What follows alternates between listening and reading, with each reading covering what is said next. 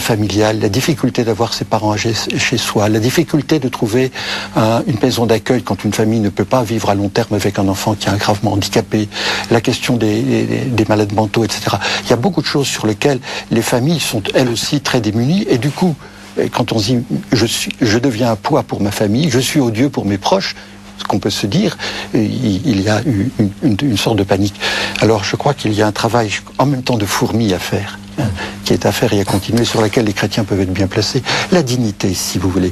La dignité, on peut, au plan théorique, dire d'un côté, la dignité, ça bouge pas, c'est ce que tout être humain a. C'est ce que l'Église dit, c'est ce que la position classique dit. Et puis la DMD, de son côté, le droit de mourir dans les... Je suis seul juge de ma dignité. La réalité, c'est que la dignité, elle se met en œuvre dans une relation dans laquelle les deux personnes ont leur dignité. Et il faut tenir compte de la dignité des deux. Si vous voulez, il y a une parabole dans l'Évangile qui est formidable, c'est celle du bon Samaritain. Vous avez un homme blessé au bord d'un chemin. Il y a deux gens très dignes qui passent. Ils ont leur dignité sociale, prêtres, lévites, etc. Ils passent, ils ne le voient pas.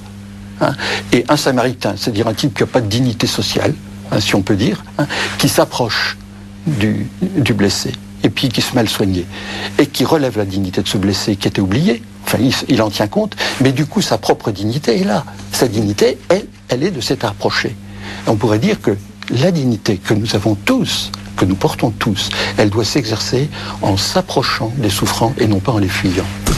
Alors on a évoqué la fin de vie, on va maintenant parler du début de la vie avec un autre sujet qui fait débat, le statut de l'embryon. En février, la Cour de cassation a reconnu la possibilité d'inscrire à l'état civil un enfant né sans vie, une première qui pourrait aider les parents qui ont perdu leur bébé pendant la grossesse. Le reportage de Frédéric Jakovlev. Est-ce que tu veux un goûter ? Sophie est mère de famille, elle a 6 enfants. Il y a quelques années, elle a perdu un bébé suite à une fausse couche à 4 mois de grossesse. À ce drame personnel s'ajoute celui de l'indifférence de la société. Car aux yeux de la loi, le bébé qu'elle a porté durant 4 mois n'a pas d'existence, aucun statut juridique. Un enfant mort-né, considéré comme un simple déchet opératoire. Un qualificatif difficile à accepter pour Sophie. Pour elle, ce fœtus de 17 semaines était un être humain. À ce stade-là, 17 semaines, vous avez eu l'échographie de 3 mois qui vous montre vraiment votre bébé sous toutes les coutures. Vous comptez les doigts, les orteils, vous le voyez bouger, vous voyez sa tête. Oui, c'est incontestablement un bébé. Et voilà, pour vous, la mère, c'est vraiment une vie qui s'est arrêtée dans vos entrailles. Pour ne pas oublier, pour ne pas banaliser ce drame, Sophie s'est battue pour faire reconnaître son bébé. Elle l'a fait baptiser. Mais officiellement, juridiquement, cet enfant n'a ni identité, ni état civil, rien qui prouve son existence. Comme si Sophie n'avait jamais été enceinte. Il apparaît que l'être humain, je dis bien l'être humain, avant la naissance, au regard de la loi française, on peut presque dire qu'il n'existe pas. Vous avez eu des arrêts de la Cour de cassation, de la chambre criminelle de la Cour de cassation, qui ont dit que la mort d'un fœtus avant la naissance, quelle que soit la raison, médicale ou autre, ou accidentelle, eh bien c'est un non-événement. Et les parents, ils peuvent pleurer toutes les larmes de leur corps, il n'empêche qu'il n'y aura aucune sanction pénale pour une telle destruction d'un être avant la naissance. Un non-événement. La question qui doit être tranchée, c'est de savoir si le fœtus est une personne avec des droits ou une simple chose. Pour l'Église catholique, la vie commence dès la conception. L'Organisation mondiale de la santé préfère parler de viabilité. Le bébé serait viable à partir de 22 semaines pour un poids minimum de 500 grammes. Des critères drastiques qui permettent aux parents une reconnaissance civile. Mais récemment, la Cour de cassation, la plus haute juridiction française, a donné raison à 3 familles dont les enfants pesaient moins de 400 grammes et étaient âgés de moins de 21 semaines. Des critères bien en dessous de ceux fixés par l'OMS. Grâce à ce jugement historique, tout enfant né sans vie, quel que soit son poids et son âge, peut désormais recevoir un prénom, figurer dans le livret de famille, avoir une sépulture et les parents peuvent obtenir un congé maternité. Pour beaucoup, donner une identité à l'embryon, lui accorder le droit à une sépulture, c'est déjà lui reconnaître le statut de personne humaine. Dans un souci de respect du deuil de parents qui ont perdu un enfant en bas âge, avant la naissance, j'entends, un fœtus ou un embryon, quelle qu'ait duré la grossesse, on permet aujourd'hui de reconnaître un état civil permettez-moi l'expression, embryonnaire, un état civil réduit à cet être qui n'a pas, qui a vécu in utero, mais qui n'a pas vécu viable et vivant. Pour autant, la Cour de cassation n'a pas, elle non plus, pris parti, et ni même, à mon avis, ouvert la voie vers la qualification de personne. Les arrêts n'en disent absolument rien. Ni personne, ni chose, vis-à-vis de la loi, le fœtus est un potentiel, un être en devenir avec un statut à part qui reste à définir. Reste qu'implicitement, avec cet arrêt, la Cour reconnaît son humanité au fœtus, et cela dès sa conception. Pour l'Église, c'est un premier pas. Pour le planning familial, un glissement dangereux vers la remise en cause de l'avortement, par exemple. Ils demandent au gouvernement de casser cet arrêt jugé scandaleux. La bataille politique ne fait que commencer. En 2009, la loi de bioéthique fera l'objet d'une révision. Gageons qu'au Parlement, l'embryon sera au centre des débats. Merci, monsieur.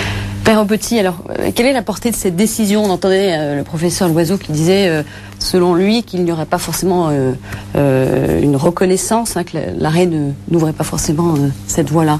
Les conséquences, je n'en sais rien. Simplement, elle montre un vide juridique. Il y a un vide juridique parce qu'aujourd'hui, il n'y a pas du tout de statut de l'embryon, même pas de statut du fœtus. La question, c'est que cette loi reconnaît effectivement une existence à l'état civil au fœtus mort, mais aujourd'hui, le fœtus vivant n'en a aucun.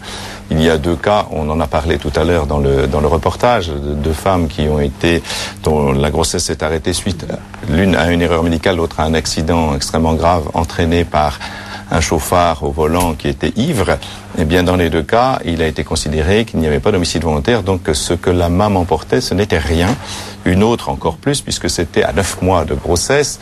Eh bien, la Cour de cassation, même donc, n'avait pas reconnu la notion de personne. Donc aujourd'hui, on voit bien qu'on est quand même dans une situation extrêmement floue, où le fœtus qui est mort est reconnu à l'état civil, et le fœtus qui, lui, est vivant n'est pas reconnu. Donc là, vraiment, on est devant un vide juridique. Alors la notion de personne, il y a 2 notions de personne. Il y a la notion de personne juridique, c'est-à-dire celle qui fait de vous un sujet de droit. Et là, on entre dans différents codes de loi. Les codes de loi classiques, c'est-à-dire les romains, romano-germaniques, etc., c'est le cas en Allemagne, disent qu'ils font la différence entre la personne et la chose en droit. Évidemment, le fœtus ne peut pas être considéré comme une chose. Donc, nécessairement, doit être considéré comme une personne. Voilà ce que dit le rapport Benda, qui est paru en 1984, et pourquoi en Allemagne, justement, le fœtus a un statut. En Angleterre, par exemple, la common law ne fait pas du tout cette distinction. Il n'y a pas la distinction entre personne et chose. Donc on voit là des disparités juridiques. Alors la France a pris un moyen terme, c'est-à-dire une personne potentielle. Alors c'est extrêmement compliqué. De quoi parle-t-on? Parle-t-on de la personne juridique cette fois-ci ou de la personne philosophique? Parce qu'en philosophie, la notion de personne a évolué. Elle a évolué dans le temps. Bon, je ne vais pas expliquer pourquoi, mais voilà à quoi on a abouti aujourd'hui. Soit la personne, c'est l'être en soi, c'est-à-dire ce que vous êtes en tant que vous êtes. C'est l'ADC, c'est l'atséité, pour parler de manière savante, c'est-à-dire ce que vous êtes en soi, ou bien la personne, c'est celle qui est capable d'entrer dans une relation consciente. Et ça, c'est plutôt tiré des anglo-saxons. Enfin, Descartes disait la même chose quand il disait « je pense donc je suis ». La qualité même de personne, c'est la qualité de se penser soi-même dans une relation ou en tant qu'être vivant. Et donc, quand on parle de personne, on a des définitions philosophiques différentes et on a des acceptions juridiques différentes. Donc, vous voyez qu'on est dans une situation qu'il faut d'abord clarifier.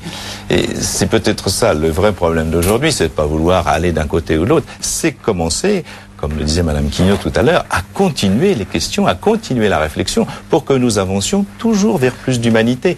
Si aujourd'hui, effectivement, on ne peut pas répondre à ces questions-là, c'est parce que nous devons faire ce travail de fourmi dont parlait le père Dinochin, et nous devons être toujours présents là où il y a de la souffrance. Et peu à peu, on peut espérer que, grâce à cette réflexion, grâce aussi à une mise en œuvre autant que l'on peut d'humanité autour de nous, eh bien, la réflexion pourra avancer.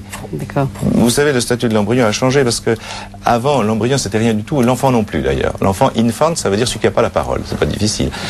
Et c'est Justinien qui a commencé à dire que le conceptus, c'est-à-dire l'enfant in utero, doit être considéré comme s'il était né quand il y va de son intérêt. Ça, c'est au VIe siècle. Mais il y a eu bien des évolutions. Enfin, je ne veux pas rentrer dans ces détails. C'est pour vous dire que le problème n'est pas nouveau et qu'il est très important. Toutes ces questions que nous abordons maintenant parlent de l'humanité de l'homme. Elles sont fondamentales. Et c'est heureux que nous en parlions et qu'après tout, il y a un grand débat dans la société, quelle que soit l'opinion majoritaire. Ce qui est important, c'est que nous continuions à réfléchir sur ce qu'est l'homme. Professeur, comment est vécu ce flou juridique ?